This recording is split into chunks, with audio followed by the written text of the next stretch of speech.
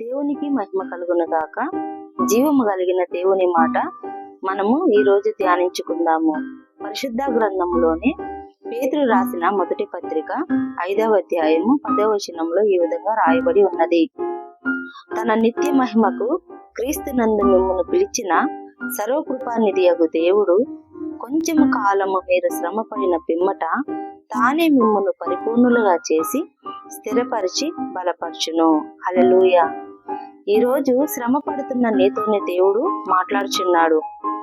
నీవు కొంతకాలము శ్రమను సహించినప్పుడు దేవుడు మిమ్మలను ఆ శ్రమలో నుండి విడిపించి పరిపూర్ణులుగా చేసి మిమ్మలను బలపరిచి స్థిరపరచును.